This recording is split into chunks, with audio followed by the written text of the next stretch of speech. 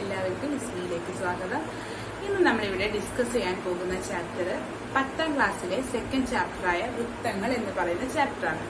ഈ ചാപ്റ്ററിൽ പൊതുവായിട്ട് കുറച്ച് തിയറംസ് നമ്മൾ പ്രൂവ് ചെയ്യാൻ പഠിക്കണം, അതുപോലെ തന്നെ തിയറം പഠിക്കണം, അതുപോലെ കുറച്ച് പ്രോബ്ലംസ് ഉണ്ടാവും. കൂടുതലും എനിക്ക് തോന്നുന്നു തെളിയിക്കാനുള്ള കണക്കുകളാണ് ഇതിൽ നിന്നും ചോദിച്ചു കണ്ടിട്ടുള്ളത്. അപ്പൊ എന്തായാലും നമുക്ക് ഈ ചാപ്റ്ററിൽ കുറച്ച് ലെങ്തി ചാപ്റ്ററാണ്, പക്ഷെ എന്താണ് ഈസി ആയിട്ട് നിങ്ങൾക്ക് കാര്യങ്ങൾ ഗ്രഹിക്കാൻ പറ്റുന്ന ഒരു ചാപ്റ്ററാണ് വൃത്തങ്ങൾ. അപ്പൊ എല്ലാവരും ബുക്കും പേപ്പറും എന്തായാലും നിങ്ങളുടെ കയ്യിലുണ്ടായിരിക്കുക. കാരണം നമ്മളുടെ ക്ലാസ് കേൾക്കുമ്പോൾ നിങ്ങൾക്ക് വേണ്ട കാര്യങ്ങൾ നിങ്ങൾ എന്ത് ചെയ്യണം, ഇതിൽ നിന്ന് നിങ്ങൾ എഴുതിയെടുക്കണം, അങ്ങനെ പഠിക്കണം. ഇപ്പൊ 10ാം ക്ലാസ്സിലെത്തി, ഇനിയും വലിയ കുട്ടികളാവാൻ പോവാണ്. അപ്പൊ എന്താണ് ഇത്തരം ക്ലാസ്സുകളൊക്കെ കേട്ട് നമ്മൾ സ്വന്തമായിട്ട് ഇരുന്ന് പഠിക്കാനുള്ള ഒരു കഴിവ് നമ്മൾ ഉണ്ടാക്കിയെടുക്കണം. അപ്പൊ എന്തായാലും ഈ ക്ലാസ് നമുക്ക് തുടങ്ങാം.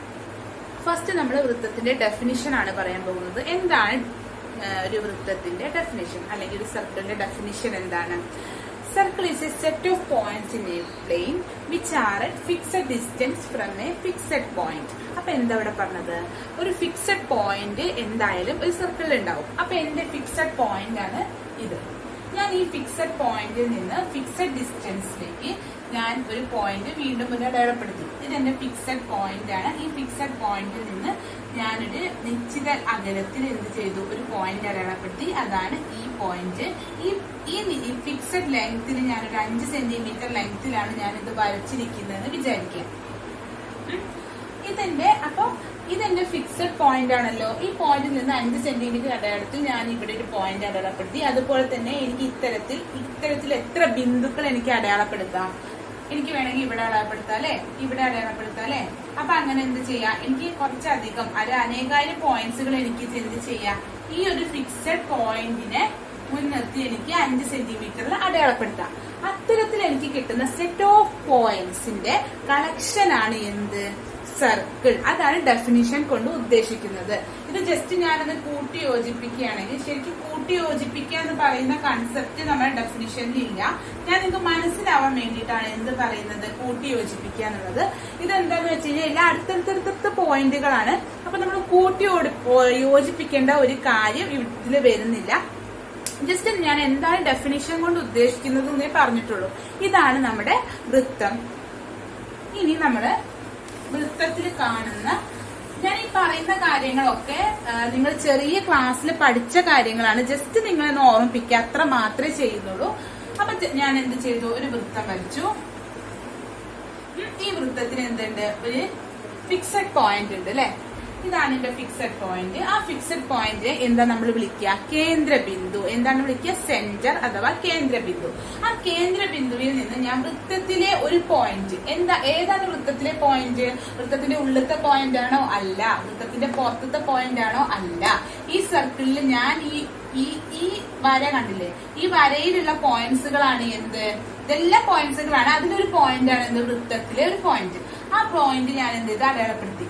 ഈ ഫിക്സഡ് പോയിന്റ് അല്ലെങ്കിൽ സെന്ററിൽ നിന്ന് വൃത്തത്തിലേക്കുള്ള ഒരു പോയിന്റ് ഞാൻ അടയാളപ്പെടുത്തിയിട്ട് ഞാൻ എന്ത് യോജിപ്പിക്കുന്ന ഒരു വര ഇതാണ് എന്ത്, റേഡിയസ് അഥവാ വൃത്തത്തിന്റെ റേഡിയസ്, ആരം. എന്താണ് ആരം?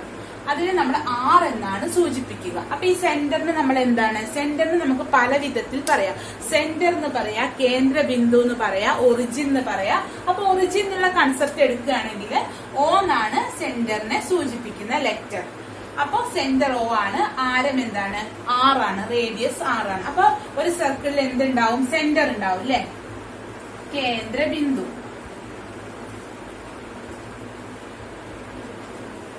കേന്ദ്രബിന്ദു, സെന്റർ, പിന്നെന്താണ്, ആരം, റേഡിയസ്. ഇനി ഞാൻ അടുത്തത് പറയാൻ പോകുന്നത്, ഞാൻ വൃത്തത്തിൽ 2 പോയിന്റ് എടുത്തു. എനിക്കത് ഏത് പോയിന്റ് വേണമെങ്കിലും എടുക്കാം. ഞാൻ ഇവിടെ എടുത്തു ഒരു പോയിന്റ്, അടുത്ത പോയിന്റ് ഞാൻ ഇവിടെ എടുത്തു. ഈ 2 പോയിന്റുകൾ തമ്മിൽ ഞാൻ യോജിപ്പിച്ചിട്ട് ഒരു രേഖ വരച്ചു, ഒരു ലൈൻ സെഗ്മെന്റ് വരച്ചു. ഇത് നേർരേഖയാണ്. ഞാൻ വളഞ്ഞ് അത് ജസ്റ്റ് ഞാൻ കൈ കൊണ്ട് വരയ്ക്കുമ്പോ അങ്ങനെ ഒരു പ്രശ്നമുണ്ട്, ഇത് വളയും. നേർരേഖയാണ്. ഇങ്ങനെ ഒരു പോയിന്റ് എടുത്ത് ഞാൻ എന്ത് ചെയ്തു, നേർരേഖ വരച്ചു. ഇത്തരത്തിൽ എനിക്ക് എങ്ങനത്തെ എത്രയൊക്കെ നേർരേഖകൾ ഇതിൽ വരയ്ക്കാം, അനേകായിരം നേർരേഖകൾ എനിക്ക് വരയ്ക്കാം. 2 പോയിന്റ്സ് ഞാൻ അടയാളപ്പെടുത്തിയിട്ട് എനിക്ക് എത്ര രേഖ വേണമെങ്കിലും വരയ്ക്കാം. ഇത്തരത്തിൽ ഞാൻ ഇവിടെ ഒരു പോയിന്റ് എടുത്തു, ഞാൻ ഇവിടെ വരയ്ക്കാം. അങ്ങനെ എനിക്ക് എത്ര വേണമെങ്കിലും വരയ്ക്കാം. ഇത്തരത്തിൽ ഞാൻ 2 പോയിന്റുകൾ, വൃത്തത്തിലെ 2 പോയിന്റുകൾ എടുത്തിട്ട് അവ 2 യോജിപ്പിച്ച് വരയ്ക്കുന്ന നേർരേഖകളെ പറയുന്ന പേരാണ് ഞാൻ, അഥവാ കോഡ് എന്ന് പറയും. ഞാൻ കോഡ്സ് എന്ന് പറയും. കോഡ്. ഇനി നമ്മൾ അടുത്തത് പറയാൻ പോകുന്ന വൃത്തത്തിലെ വ്യാസാണ്. ഇതൊക്കെ നിങ്ങൾ ചെറിയ ക്ലാസ്സിൽ പഠിച്ചതാണ്, അതാണ് ഇത് കുറച്ച് സ്പീഡിൽ ഞാൻ പോകുന്നത്. എന്താണ് വ്യാസം?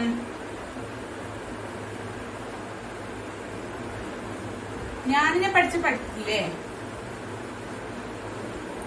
അപ്പൊ വൃത്തത്തിൽ എന്താണ്, ഒരു കേന്ദ്ര ബിന്ദു ഉണ്ട്. ആ കേന്ദ്ര ബിന്ദുവില് ഞാൻ എന്ത് ചെയ്തു, കേന്ദ്ര ബിന്ദു ഞാൻ മായ്ച്ചു കളഞ്ഞുകൊണ്ട് വരച്ചതാണ്. കേന്ദ്ര ബിന്ദു ഉണ്ട്. ആ കേന്ദ്ര ബിന്ദുവിൽ കൂടെ ഞാൻ എന്ത് ചെയ്യാണ്, ഒരു വൃത്തത്തിലെ 2 പോയിന്റ്സ് എടുത്തിട്ട് ഞാൻ കേന്ദ്ര ബിന്ദുവിലൂടെ കടന്നു പോകുന്ന ഒരു നേർരേഖ വരയ്ക്കുകയാണ്. രേഖ വരച്ചു.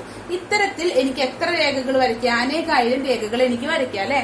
അപ്പോ കേന്ദ്ര ബിന്ദുവിലൂടെ കടന്നു പോകുന്ന രേഖകളെ ഏത് രേഖ, 2 പോയിന്റുകൾ തമ്മിൽ യോജിപ്പിച്ചിട്ട് കേന്ദ്ര ബിന്ദുവിലൂടെ കടന്നു പോകുന്ന രേഖകളെ പറയുന്ന പേരാണ് വ്യാസം. എന്താണ്? വ്യാസം. അപ്പോ വ്യാസം അഥവാ ഡയമീറ്റർ എന്ന് പറയും. അപ്പൊ ഒരു വൃത്തത്തിൽ എന്തുണ്ട്? വ്യാസം. ഡയമീറ്റർ ഡി എന്നാണ് നമ്മൾ എന്ത് ചെയ്യാ, അതിനെ സൂചിപ്പിക്കുന്ന ലെറ്റർ. അപ്പൊ ഇത്തരത്തിലെ ചെറിയ ചെറിയ കാര്യങ്ങളാണ് നമ്മൾ വൃത്തത്തിൽ ചെറുപ്പത്തിൽ പഠിച്ചിട്ടുള്ളത് അല്ലെ, ചെറിയ ക്ലാസ്സുകളിൽ നമ്മൾ പഠിച്ചിട്ടുള്ളത്. അപ്പൊ ഇനി ഒരു കാര്യം കൂടെ പറയട്ടെ, എന്താണ് ചാപം അല്ലെ? അടുത്ത ചാപം എന്താന്ന് പറയാ. ഞാൻ വൃത്തത്തിൽ 2 പോയിന്റ്സ് എടുത്തു, ഇവിടെ എടുത്തു. എന്നിട്ട് ഞാൻ സെന്ററിലേക്ക് ഈ 2 പോയിന്റ്സിൽ നിന്ന് കണക്ട് ചെയ്തിട്ട് ഇത്തരത്തിലുള്ള രൂപത്തിൽ ഞാൻ വരച്ചു. അപ്പോ എനിക്ക് ഈ കാണുന്ന പോർഷൻ ആണ് എന്ത്? ചാപം. വൃത്തത്തിലെ ചാപം. അപ്പൊ ഈ ബാക്കി കാണുന്ന പോർഷൻ എന്താണ്? മറുചാപം. ഇതെന്താണ്? മറുചാപം. ഇത് ചാപം, ഇത് ആർക്ക് എന്ന് പറയും. ഇതിനെ കോംപ്ലിമെന്ററി ആർക്ക് എന്ന് പറയും. അപ്പോ ഇതിന്റെ ഉള്ളിൽ കാണുന്ന ഈ ഏരിയനെ പറയുന്ന പേരാണ് എന്ത്? വൃത്താംശം അഥവാ സെക്ടർ. എന്താണ്? വൃത്താംശം അഥവാ സെക്ടർ. ഇത്തരം ചെറിയ കാര്യങ്ങളാണ് നമ്മൾ വൃത്തത്തില് ചെറിയ ക്ലാസ്സിൽ പഠിച്ചത്. അതാണ് ഞാൻ പെട്ടെന്ന് കുറച്ച് ഓടിച്ചു വിട്ട് പറഞ്ഞത്. അപ്പൊ വൃത്തത്തിന്റെ ഒരു ചെറിയൊരു കൺസെപ്റ്റ് അല്ലെങ്കിൽ എന്താണ് വൃത്തം, അത് നമ്മൾ പരിചയപ്പെട്ട് കഴിഞ്ഞു. ഇനി അടുത്ത ഷേപ്പായ അത് നമ്മൾ ചെറിയ ക്ലാസ്സിൽ പഠിച്ചതാണ്. എന്താണ് മട്ടത്രികോണം? എന്താണ് മട്ടത്രികോണം? നമ്മൾ ലംബമായിട്ട് ഇങ്ങനെ വരച്ചിട്ട് 90 ഡിഗ്രിയിൽ നമ്മൾ വരയ്ക്കുന്ന ത്രികോണങ്ങളാണ് എന്ത്? മട്ടത്രികോണം. ഇവിടെ ഞാൻ 90 എന്ന് എനിക്ക് അടയാളപ്പെടുത്താം, അല്ലെങ്കിൽ ഇങ്ങനെ എഴുതാം. ഇങ്ങനെ എഴുതിയാൽ തന്നെ അത് അണ്ടർസ്റ്റുഡ് ആണ്. ഇതെന്താണ്? 90 എന്നാണ് നമ്മൾ പറയാ. അപ്പൊ ഇത് ഇങ്ങനെ ഒരു കോണാണിത്. ഈ കോണിന് ഞാൻ ഇങ്ങനെ റെപ്രസെന്റ് ചെയ്ത് കഴിഞ്ഞാൽ ഇതിന്റെ മീനിങ് എന്താണ്?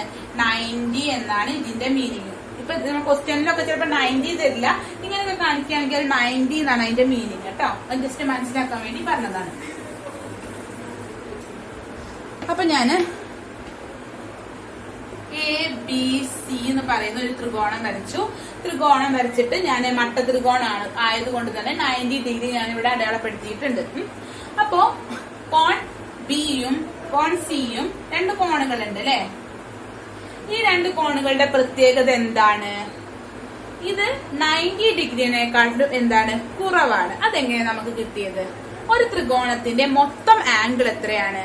ഏതൊരു ത്രികോണം ആയിക്കോട്ടെ, ആ ത്രികോണത്തിന്റെ മൊത്തം ആംഗിളിന്റെ തുക 180 ആണ്. അപ്പൊ ഒരു ത്രികോണത്തിന്റെ, അതായത് ഒരു ട്രയാംഗിളിന്റെ മൊത്തം ആംഗിൾ എന്താണ്?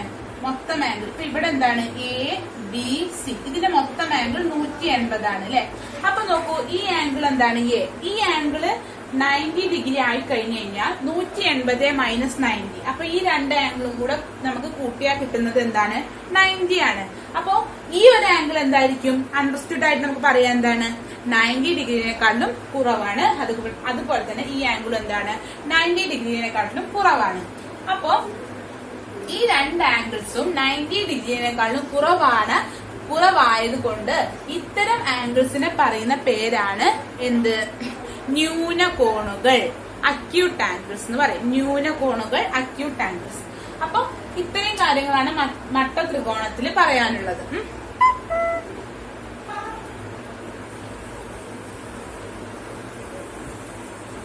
ചെറുതായിട്ട് നമ്മൾ വൃത്തം പഠിച്ചു. എന്താണ് വൃത്തം എന്ന് പഠിച്ചു. അതിൽ റേഡിയസ് ഉണ്ട്, വ്യാസം ഉണ്ട്, പിന്നെന്താണ് ചാപമുണ്ട്, മറുചാപമുണ്ട്, അങ്ങനെ പല കാര്യങ്ങളും പഠിച്ചു.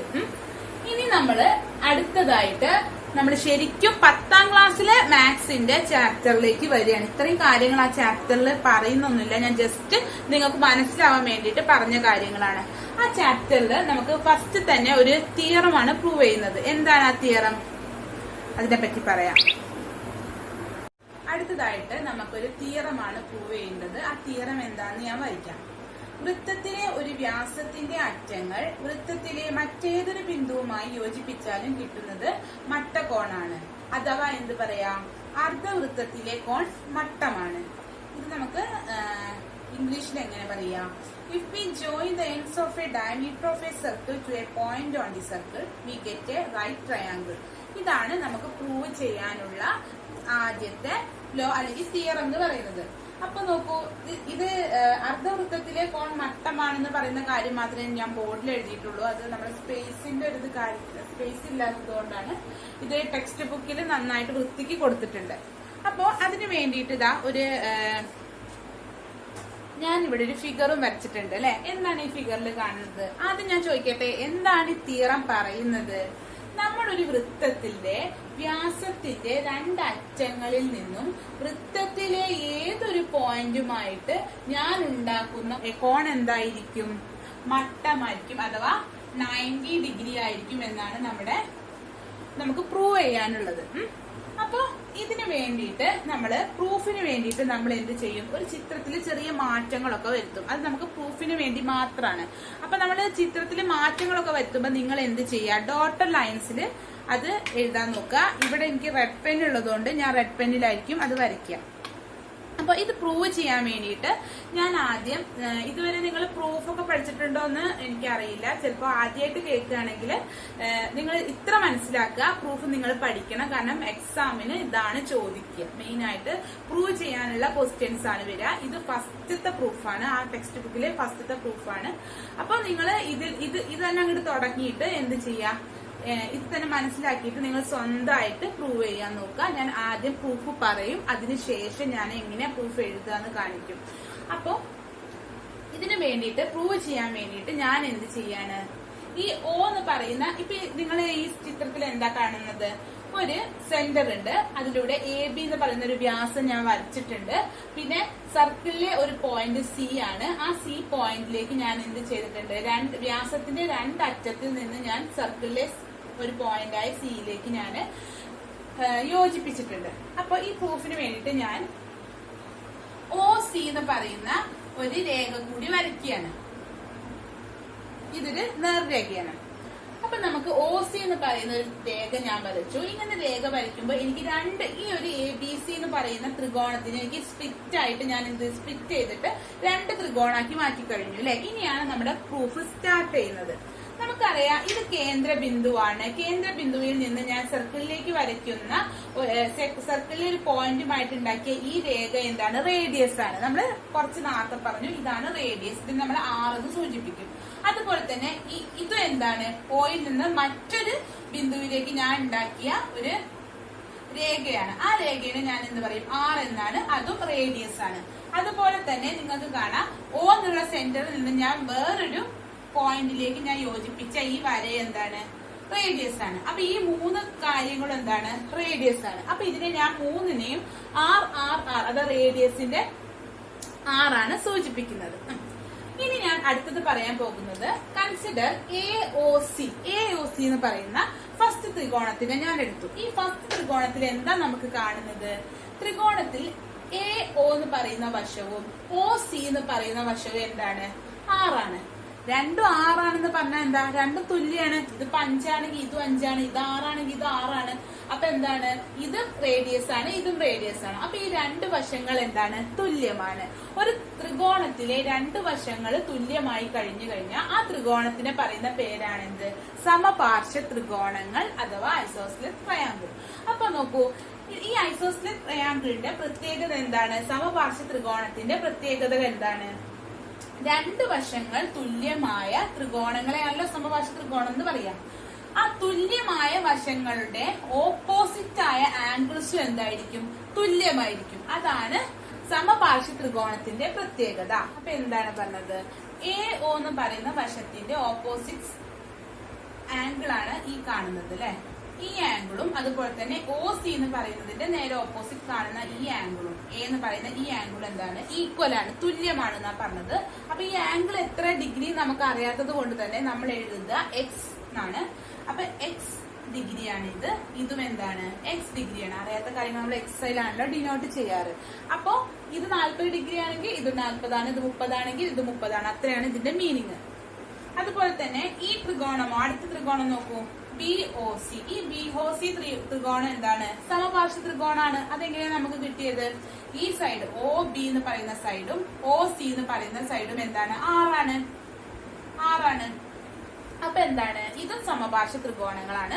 അപ്പൊ ഇവിടെ എന്ത് ചെയ്തോ അതുപോലെ തന്നെ നമുക്ക് എന്ത് ചെയ്യാം? ഇവിടെയും ചെയ്യാം. അപ്പൊ OB എന്ന് പറയുന്ന ഈ വശത്തിന്റെ ഓപ്പോസിറ്റ് ആയ ഈ ആംഗിളും, ഏതൊക്കെ ആംഗിൾ അവിടെ ഈക്വല്? ഈ ആംഗിളും OC എന്ന് പറയുന്ന വശത്തിന് ഓപ്പോസിറ്റ് ആയ ഈ ആംഗിളും, ഈ B എന്ന് പറയുന്ന ആംഗിൾ എന്താണ്? ഈക്വൽ ആണ്. അപ്പൊ ഇതിനെ നമ്മൾക്ക് എന്താണ് ഡിനോട്ട് ചെയ്യാം? Y. ഇവിടെ X ഡിനോട്ട് ചെയ്തതുകൊണ്ട് നമുക്ക് ഇവിടെ എന്ത് ചെയ്യാം? Y ഡിനോട്ട് ചെയ്യാം. Y ഡിഗ്രി, ഇവിടെയും Y ഡിഗ്രി. അപ്പൊ ഇത്രയും കാര്യങ്ങളാണ് നമ്മൾ പ്രൂഫിന് വേണ്ടിയിട്ട് നമ്മൾ എന്ത് ചെയ്തിരിക്കുന്നത്? നമ്മുടെ ചിത്രത്തിൽ കൊടുത്തിരിക്കുന്നത്. ഇനി എങ്ങനെയാ പ്രൂഫ് എഴുതുക നമുക്ക് നോക്കാം. ആദ്യം തന്നെ പ്രൂഫ് എഴുതുമ്പോൾ നമ്മൾ ഈ ചിത്രത്തിൽ ചെയ്ത കാര്യങ്ങളൊക്കെ പ്രൂഫായിട്ട് നമ്മൾ എന്ത് ചെയ്യും? ജസ്റ്റ് ഒന്ന് മെൻഷൻ ചെയ്യണം, ഒന്ന് പറഞ്ഞിടണം. അപ്പൊ നോക്കൂ, നമ്മൾ ആദ്യം എന്താണ് ചെയ്തത്? OC വരച്ചു അല്ലെ. OC വരയ്ക്കുക. OC വരച്ചു. പിന്നെ നമ്മൾ എന്ത് ചെയ്യാന്? പിന്നെ എന്താ നമ്മൾ പറഞ്ഞത്? ഈ ത്രികോണവും ഈ ത്രികോണവും എന്താണ്? സമപാർശ്വ ത്രികോണങ്ങളാണ്. അതൊന്ന് എഴുതി വെക്കുക. ത്രികോണം AOC, ത്രികോണം BOC എന്താണ്? ബ്രാക്കറ്റില് സമപാർശ്വ ത്രികോണങ്ങൾ. അത് എഴുതി കഴിഞ്ഞു. ഇനി നമ്മൾ അടുത്തത് പറയാൻ പോകുന്നത് ത്രികോണം ABC. അതാണ് വലിയ ത്രികോണം അല്ലെ. ഏത് ത്രികോണത്തിന്റെയും ആംഗിളിന്റെ തുക എന്തായിരിക്കും? 180 ഡിഗ്രി ആയിരിക്കും നമ്മൾ പറഞ്ഞു. ആ ഒരു കൺസെപ്റ്റ് വെച്ചിട്ടാണ് നമ്മൾ ഇതിന്റെ പ്രൂഫ് എഴുതാൻ പോകുന്നത്. ആ ഒരൊറ്റ കാര്യം അറിഞ്ഞിരുന്നാൽ മതി. പിന്നെ ഈ ചിത്രവും വരച്ചു കഴിഞ്ഞു കഴിഞ്ഞാൽ പ്രൂഫായി. അപ്പൊ എന്താണ്? ത്രികോണം ABC ന്റെ ആംഗിൾ മൊത്തം എന്താണ്? 180 ഡിഗ്രിയാണ്. ഈ ത്രികോണം ABCയില് ഉള്ള ആംഗിൾസ് ഏതൊക്കെയാണ്? കോൺ A പ്ലസ് കോൺ B പ്ലസ് കോൺ C. ഇതിന്റെ താഴെ എഴുതി കോൺ A പ്ലസ് കോൺ B പ്ലസ് കോൺ C. അത്രയും ആംഗിൾസ് ചേർന്നതാണ് ABC എന്ന് പറയുന്ന ട്രയാങ്കിൾ. ആ എല്ലാ ആംഗിൾസിന്റെയും തുക എന്തായിരിക്കും? 180 ഡിഗ്രി ആയിരിക്കും. ഇനി നോക്കൂ, കോൺ A എന്താ ഇവിടെ? X degree. X നമ്മൾ എഴുതി പ്ലസ്. കോൺ B എന്താണ്? Y degree. അത് എഴുതി പ്ലസ്. കോൺ C എന്താണ്? ഈ കോൺ C എന്ന് പറയുന്നത് X പ്ലസ് Y ആണ് അല്ലെ. ഈ രണ്ട് കാര്യങ്ങളും കൂടെ കൂടി ചേർന്നിട്ടാണ് ഈ കോൺ ഉള്ളത്, C ഉള്ളത്. അപ്പൊ നമുക്ക് എങ്ങനെ എഴുതാത്? X പ്ലസ് Y എന്ന് പറയുന്നത് ബ്രാക്കറ്റിൽ എഴുതാം. X plus Y C equal to 180 degree. Okay. ഇനി ഇത് മുഴുവൻ എന്താണ്? പ്ലസിലാണ് കിടക്കുന്നത് അല്ലെ. പ്ലസും മൈനസും ഇൻഡും ഡിവിഷനും ഒക്കെ നമ്മൾ ചെറിയ ക്ലാസ് പഠിക്കുന്ന കാര്യങ്ങളാണ്. ഇനി പ്രോബ്ലംസിൽ വരികയാണെങ്കിൽ ഞാൻ പറയേണ്ടത് ഇവിടെ എന്താണ്? ഓപ്പറേഷൻ എല്ലാം പ്ലസിലായതുകൊണ്ട് തന്നെ നമുക്ക് എന്ത് ചെയ്യാം? ഈ ബ്രാക്കറ്റിന് വലിയ പ്രാധാന്യമില്ല. അപ്പൊ നമ്മൾ ഈ എക്സും ഈ എക്സും കൂടെ തമ്മിൽ കൂട്ടി കഴിഞ്ഞ് എത്ര കിട്ടുക? 2x പ്ലസ് ഈ വൈയും എന്തായി? 2y equal to 180 degree. ഇതിലെന്താ കോമൺ ആയിട്ട് കിടക്കുന്നത്? 2നെ ഞാൻ പുറത്തേക്ക് എടുത്തു. x പ്ലസ് y എഴുതി ഈക്വൽ ടു 180 ഡിഗ്രി. എന്തായി? x പ്ലസ് y എന്തായി? അപ്പോ x plus y equal to 180 degree. ഇവിടെ x2 എന്താണ് ഇൻറ്റു ചെയ്തിരിക്കുകയാണ്, ഇങ്ങോട്ട് വരുമ്പോ എന്താ ഡിവൈഡഡ് ബൈ ആവും. ശരിക്കും അങ്ങനെയല്ല പറയാ, ഇവിടെയും നമ്മൾ 2 കൊണ്ട് ഡിവിഷൻ ചെയ്യും, ഇവിടെയും നമ്മൾ 2 കൊണ്ട് ഡിവിഷൻ ചെയ്യും, സമത്തിന്റെ അപ്പുറത്തും ഇപ്പുറത്തും ചെയ്യും, ഒരേ ഓപ്പറേഷൻ ചെയ്യും. അങ്ങനെയാണ് ഇത് 90 ആവുന്നത്. അത്രയും വലുതായിട്ട് പറയണ്ടെന്ന് വെച്ചിട്ട് നിങ്ങൾക്ക് മനസ്സിലാവുന്ന രീതിയിൽ ഞാൻ പറഞ്ഞു എന്നേ ഉള്ളൂ. ഈ 2 ഇങ്ങോട്ട് വരുമ്പോ എന്താവും ഡിവൈഡഡ് ബൈ 2 ആവും. അപ്പൊ എന്താണ് x plus Y equal to 90 degree എന്ന് കിട്ടി. അപ്പൊ ഈ x പ്ലസ് വൈ 90 ഡിഗ്രി എന്ന് കിട്ടിയത് എന്താണ്? കോൺ സി അല്ലെ, കോൺ സി അല്ലേ ഈ x പ്ലസ് വൈ, ഇത് 90 ഡിഗ്രി എന്ന് കിട്ടി. അപ്പൊ നമ്മുടെ പ്രൂഫായി. അപ്പൊ എന്താണ് x plus Y 90 degree, hence എന്താണ് കോൺ സി ഈക്വൽ ടു 90 ഡിഗ്രി. അപ്പൊ നമുക്ക് എന്ത് കിട്ടി? ഇതാണ് ഇതിന്റെ പ്രൂഫ്. ഇത് ചെറിയൊരു പ്രൂഫാണ്. ഇത് തുടക്കക്കാർക്കൊക്കെ എന്ത് ചെയ്യാ, ഇത് പെട്ടെന്ന് മനസ്സിലാവും. ഈ ചിത്രം ഇതിന്റെ മെയിൻ ആയിട്ട് ഈ ചിത്രം നമ്മൾ മനസ്സിലാക്കുക എന്നുള്ളതാണ്. പിന്നെ എന്താ നമ്മൾ പറഞ്ഞത്, ത്രികോണം ABC 180 ഡിഗ്രി ആണെന്നുള്ള കൺസെപ്റ്റ് വെച്ചിട്ട് ബാക്കി അതുപോലെ തന്നെ എഴുതിയിട്ടുള്ള ഒരു പ്രൂഫാണ്. ഇത് പഠിച്ചു വെക്കുക. അപ്പൊ ഇതാണ് നമ്മുടെ ഈ ചാപ്റ്ററിലെ ഫസ്റ്റത്തെ പ്രൂഫ് പറയുന്നത്. ഇത് മനസ്സിലായി എന്ന് വിചാരിക്കുകയാണ്. ഇനി ഈ പ്രൂഫിന്റെ 2 റിസൾട്ട് നമുക്ക് പഠിക്കാനുണ്ട്. ആ റിസൾട്ട് എന്തൊക്കെയാന്ന് അടുത്തത് പറയാം. ഇനി നമ്മള് നോക്കാൻ പോകുന്നത് നമ്മൾ ഈ കുറച്ച് നേരത്തെ പഠിച്ച പ്രൂഫിന്റെ അല്ലെങ്കിൽ തിയറത്തിന്റെ 2 റിസൾട്ട് ആണ്. അപ്പൊ ഫസ്റ്റ് റിസൾട്ട് എന്താന്ന് വെച്ച് കഴിഞ്ഞാൽ, ഇവിടെ ഒരു ചിത്രം നിങ്ങൾ കണ്ടല്ലോ അല്ലെ. ഈ ചിത്രത്തില് എന്താ കാണാനുള്ളത്? ഒരു സെന്റർ O ഉണ്ട്, അതിന്റെ വ്യാസം ഒരു സർക്കിളിന്റെ വ്യാസം സർക്കിളാണ്, സർക്കിളിന്റെ വ്യാസം AB ഉണ്ട്. പിന്നെ ഞാൻ അഡീഷണൽ ആയിട്ട് ഒരു പോയിന്റ് P, ഈ പോയിന്റ് P എന്താണ്? സർക്കിളിന്റെ ഉള്ളിലുള്ള ഒരു പോയിന്റ് ആണ്. ഈ പോയിന്റ് P ഞാൻ അടയാളപ്പെടുത്തി. ഈ പിയിൽ നിന്ന് അല്ലെങ്കിൽ ഈ വ്യാസത്തിലെ 2 അറ്റത്ത് നിന്ന് ഞാൻ പിയിലേക്ക് എന്ത് ചെയ്തു? യോജിപ്പിച്ചു അല്ലെ. 2 രേഖകൾ ഉപയോഗിച്ച് ഞാൻ യോജിപ്പിച്ചിട്ടുണ്ട്. അപ്പോ എനിക്ക് ഇനി ഫസ്റ്റ് റിസൾട്ട് നമ്മൾ നോക്കാൻ പോകുന്നത് ഈ ആംഗിൾ എന്തായിരിക്കും എന്നാണ്. എക്സാക്ട് നമുക്ക് എന്താണ് ഈ ആംഗിൾ എന്ന് പറയാൻ പറ്റില്ല. നമ്മൾ എന്താണ് നമ്മൾ ഉദ്ദേശിക്കുന്നതെന്ന് വെച്ച് കഴിഞ്ഞാൽ, ഇത് 90-നെക്കാട്ടിലും കൂടുതലായിരിക്കോ അതോ 90-നെക്കാട്ടിലും കുറവായിരിക്കോ? ഇപ്പൊ നമ്മൾ പഠിച്ച തിയറത്തിൽ എന്താണ് നമ്മൾ പഠിച്ചത്? ഒരു സർക്കിളിന്റെ വ്യാസത്തിലെ 2 ബിന്ദുക്കളും സർക്കിളിലെ ഒരു പോയിന്റുമായിട്ട് ഉണ്ടാക്കുന്ന കോൺ എന്താണ്? 90 ഡിഗ്രി ആണെന്നാണ് പഠിച്ചത്. അതൊരു തിയറമാണ്. അപ്പോ ഈ സർക്കിളിലെ ഉള്ളിലത്തെ ഒരു പോയിന്റ്, അതായത് സർക്കിളിലെ ഉള്ളിലുള്ള ഒരു പോയിന്റുമായിട്ട് ഉണ്ടാക്കുന്ന ആംഗിൾ എന്താണെന്നാണ് നമ്മൾ ചെക്ക് ചെയ്യാൻ പോകുന്നത്. ഇതിനു വേണ്ടിയിട്ട് ഞാൻ എന്ത് ചെയ്യാണ്? എനിക്ക് ഇതിലും ഒരു എക്സ്റ്റൻഷൻ വരയ്ക്കണം. അപ്പൊ നമ്മൾ എന്ത് പറയുകയാണെങ്കിലും പ്രൂഫ് വേണം. നമ്മൾ പ്രൂവ് ചെയ്യാണ്, എന്താണിത് കണ്ടുപിടിക്കുകയാണ്. ഈ ഒരു ആംഗിൾ എന്തായിരിക്കും എന്ന് നമ്മൾ കണ്ടുപിടിക്കാൻ പോവാണ്. അതിനു വേണ്ടിയിട്ട് ഞാൻ എന്ത് ചെയ്തു? ഈ ഒരു AP എന്ന് പറയുന്ന രേഖയെ എക്സ്റ്റെൻഡ് ചെയ്ത് ഞാൻ ഈ സർക്കിളിലെ ഒരു പോയിന്റുമായിട്ട് ഞാൻ കൂട്ടിമുട്ടിച്ചു. അതുപോലെ തന്നെ ആ ഒരു പോയിന്റിനെ Q എന്ന് പറഞ്ഞ ഒരു ലെറ്ററിൽ അടയാളപ്പെടുത്തി. ഈ Qനെ ഞാൻ എന്ത് ചെയ്തു? വീണ്ടും ഞാൻ B യുമായിട്ട് എന്ത് ചെയ്തു? ബന്ധിപ്പിച്ചു. ഞാൻ എന്തിനാ ഇങ്ങനെ ചെയ്യണത്? ഇപ്പൊ നമ്മൾ കുറച്ച് നേരത്തെ പഠിച്ച റിസൾട്ട് എന്താണ്? വൃത്തത്തിലെ വ്യാസത്തിലെ 2 ബിന്ദുക്കളും വൃത്തത്തിലെ ഒരു പോയിന്റുമായിട്ട് ഉണ്ടാക്കുന്നത് 90 ഡിഗ്രി ആണെന്നാണ്. അങ്ങനെ ഒരു ഫിഗർ കിട്ടാൻ വേണ്ടിയിട്ടാണ് ഞാൻ ഇതിൽ എക്സ്റ്റെൻഡ് ചെയ്ത് ഇങ്ങനെ വെച്ചത്. അപ്പൊ എനിക്ക് എന്ത് കിട്ടി? ഇത് 90 ആണെന്ന് കിട്ടി അല്ലെ. ഇത് നമുക്കിപ്പോ നമ്മൾ പഠിച്ച സ്ഥിതിക്ക് ഇതെന്താണ്? 90 ഡിഗ്രി ആണെന്ന് കിട്ടി. ഇനി നമ്മുടെ പ്രൂഫിലേക്ക് പോവാണ്. അപ്പൊ എനിക്ക് എന്താ കാണുന്നത്? കോൺ P. ഈ കോൺ P അല്ലെങ്കിൽ കോൺ APB എന്താണ് എന്നാണ് എനിക്ക് കാണേണ്ടത്. നമ്മൾ ചെറിയ ക്ലാസ്സിൽ പഠിച്ചിട്ടുണ്ട്. നോക്കൂ, ഇതൊരു ട്രയാങ്കിൾ അല്ലേ. PBQ എന്ന് പറയുന്ന ഈ ട്രയാങ്കിളിന്റെ ഔട്ടർ ആംഗിൾ ആണല്ലോ ഈ APB എന്ന് പറയുന്നത്. അപ്പൊ ഈ ഔട്ടർ ആംഗിൾ എന്ന് പറയുന്നത് എന്താണ്? ഇന്നർ ആംഗിൾസിന്റെ തുകയായിരിക്കും അല്ലെ. ഈ 2 ഇന്നർ ആംഗിൾസിന്റെ പ്ലസ് ചെയ്താൽ കിട്ടുന്ന കാര്യമായിരിക്കും ഈ ഔട്ടർ ആംഗിൾ.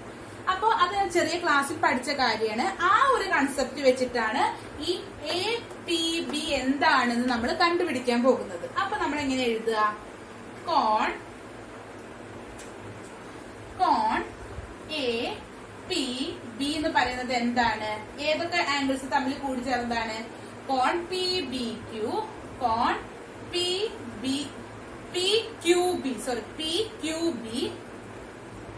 PQB പ്ലസ് കോൺ, അടുത്ത കോൺ ഏതാണ്? ഈ കോൺ ആണ് കോൺ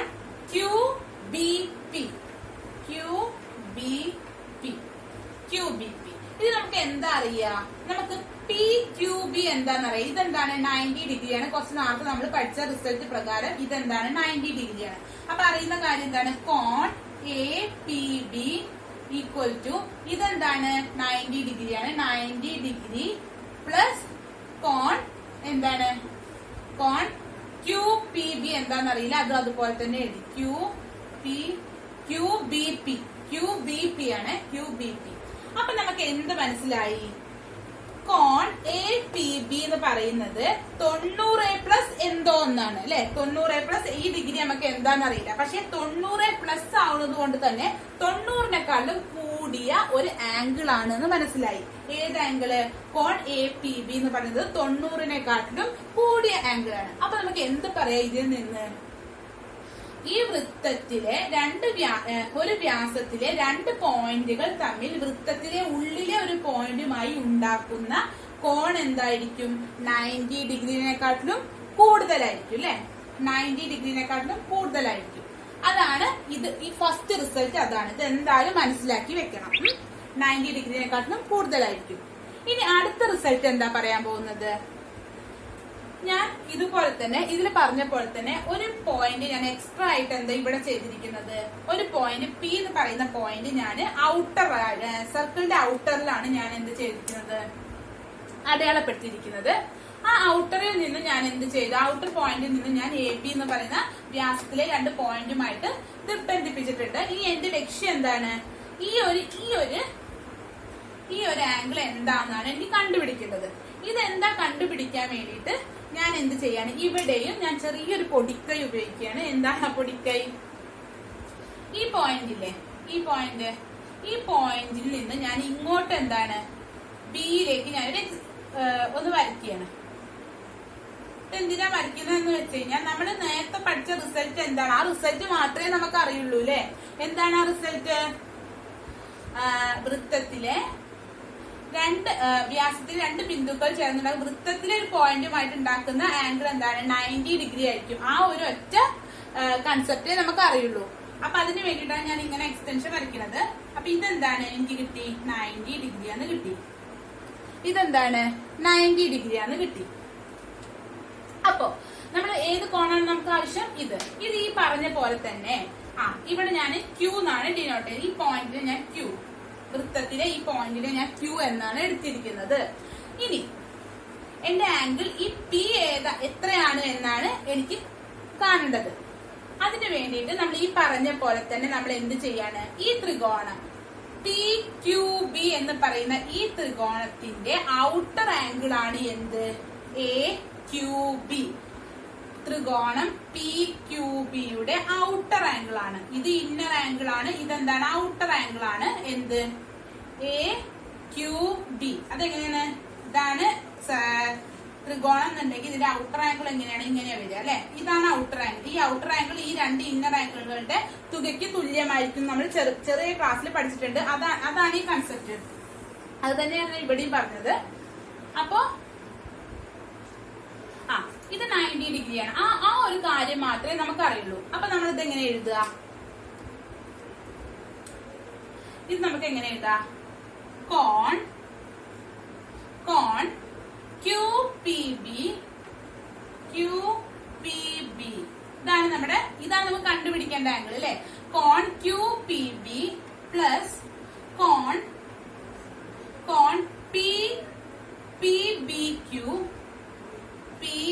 ബി ക്യൂ ഈക്വൽ ടു എന്താണ്? ഇത് 2 പ്ലസ് ചെയ്താൽ കിട്ടുന്നതാണ് എ ക്യൂ ബി